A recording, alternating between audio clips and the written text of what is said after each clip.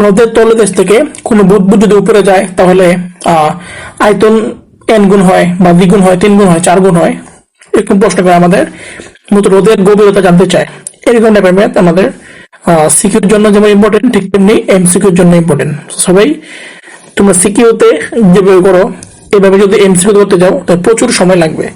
তো এগুলো করার জন্য সুন্দর একটি শর্টকাট টেকনিক রয়েছে, তা আজকে আমরা জানবো। বলতে পারো জাস্ট শর্টকাট একটি সূত্র, তোমাকে লিখে দিই আমি। সূত্রটা হচ্ছে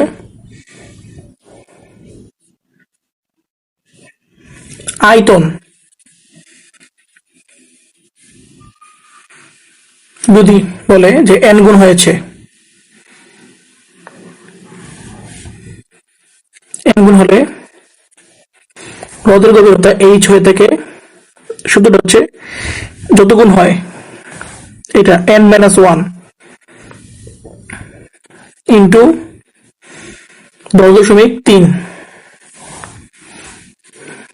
সরি 10.3, এটা হচ্ছে এই শর্টকাট সূত্রটা। n-1 10.3, n-1 10.3।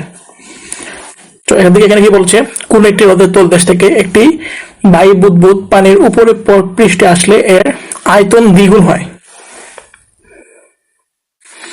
আর বায়ুচাপ দেওয়া আছে এত হলে হ্রদের গভীরতা কত, আয়তন দ্বিগুণ হয়। আমাদের প্রশ্নে n দেওয়া আছে 2, হ্রদের গভীরতা কত বলছে, আয়তন যেহেতু, so h is equal to তাহলে কি n-1 to 10.3,